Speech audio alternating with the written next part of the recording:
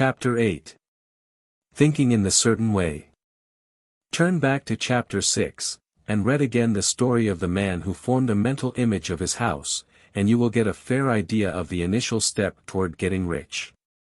You must form a clear and definite mental picture of what you want. You cannot transmit an idea unless you have it yourself. You must have it before you can give it, and many people fail to impress thinking substance because they have themselves only a vague and misty concept of the things they want to do, to have, or to become. It is not enough that you should have a general desire for wealth, to do good with. Everybody has that desire. It is not enough that you should have a wish to travel, see things, live more, etc. Everybody has those desires also.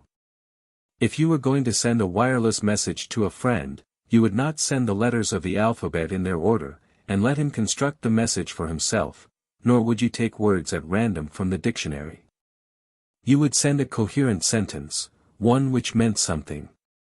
When you try to impress your wants upon substance, remember that it must be done by a coherent statement. You must know what you want, and be definite. You can never get rich, or start the creative power into action, by sending out unformed longings and vague desires. Go over your desires just as the man I have described went over his house, see just what you want, and get a clear mental picture of it as you wish it to look when you get it. That clear mental picture you must have continually in mind, as the sailor has in mind the port toward which he is sailing the ship. You must keep your face toward it all the time. You must no more lose sight of it than the steersman loses sight of the compass. It is not necessary to take exercises in concentration, nor to set apart special times for prayer and affirmation, nor to go into the silence, nor to do occult stunts of any kind. These things are well enough, but all you need is to know what you want, and to want it badly enough so that it will stay in your thoughts. Spend as much of your leisure time as you can in contemplating your picture, but no one needs to take exercises to concentrate his mind on a thing which he really wants. It is the things you do not really care about which require effort to fix your attention upon them. And unless you really want to get rich, so that the desire is strong enough to hold your thoughts directed to the purpose as the magnetic pole holds the needle of the compass, it will hardly be worth while for you to try to carry out the instructions given in this book.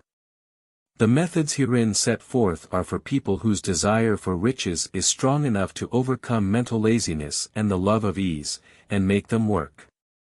The more clear and definite you make your picture, then, and the more you dwell upon it, bringing out all its delightful details, the stronger your desire will be, and the stronger your desire, the easier it will be to hold your mind fixed upon the picture of what you want. Something more is necessary, however, than merely to see the picture clearly. If that is all you do, you are only a dreamer, and will have little or no power for accomplishment. Behind your clear vision must be the purpose to realize it, to bring it out in tangible expression. And behind this purpose must be an invincible and unwavering faith that the thing is already yours, that it is, at hand, and you have only to take possession of it. Live in the new house, mentally, until it takes form around you physically. In the mental realm, enter at once into full enjoyment of the things you want. Whatsoever things ye ask for when ye pray, believe that ye receive them, and ye shall have them, said Jesus. See the things you want as if they were actually around you all the time, see yourself as owning and using them. Make use of them in imagination just as you will use them when they are your tangible possessions. Dwell upon your mental picture until it is clear and distinct, and then take the mental attitude of ownership toward everything in that picture. Take possession of it, in mind, in the full faith that it is actually yours. Hold to this mental ownership, do not waver for an instant in the faith that it is real. And remember what was said in a preceding chapter about gratitude, be as thankful for it all the time as you expect to be when it has taken form. The man who can sincerely thank God for the things which as yet he owns only in imagination, has real faith. He will get rich, he will cause the creation of whatsoever he wants. You do not need to pray repeatedly for the things you want, it is not necessary to tell God about it every day. Use not vain repetitions as the heathen do, said Jesus to his pupils, for your Father knoweth that ye have need of these things before ye ask him. Your part is to intelligently formulate your desire for the things which make for a larger life, and to get these desires arranged into a coherent whole, and then to impress this whole desire upon the formless substance, which has the power and the will to bring you what you want. You do not make this impression by repeating strings of words, you make it by holding the vision with unshakable purpose to attain it, and with steadfast faith that you do attain it. The answer to prayer is not according to your faith while you are talking, but according to your faith while you are working. You cannot impress the mind of God by having a special Sabbath day set apart to tell him what you want, and then forgetting him during the rest of the week. You cannot impress him by having special hours to go into your closet and pray, if you then dismiss the matter from your mind until the hour of prayer comes again. Oral prayer is well enough, and has its effect, especially upon yourself, in clarifying your vision and strengthening your faith, but it is not your oral petitions which get you what you want. In order to get rich you do not need a sweet hour of prayer, you need to pray without ceasing.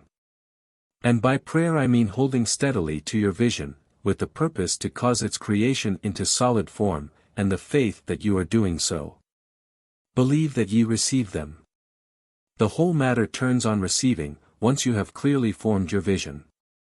When you have formed it, it is well to make an oral statement, addressing the Supreme in reverent prayer, and from that moment you must, in mind, receive what you ask for. Live in the new house, wear the fine clothes, ride in the automobile, go on the journey, and confidently plan for greater journeys. Think and speak of all the things you have asked for in terms of actual present ownership. Imagine an environment, and a financial condition exactly as you want them, and live all the time in that imaginary environment and financial condition. Mind, however, that you do not do this as a mere dreamer and castle builder, hold to the faith that the imaginary is being realized, and to the purpose to realize it. Remember that it is faith and purpose in the use of the imagination which make the difference between the scientist and the dreamer. And having learned this fact, it is here that you must learn the proper use of the will.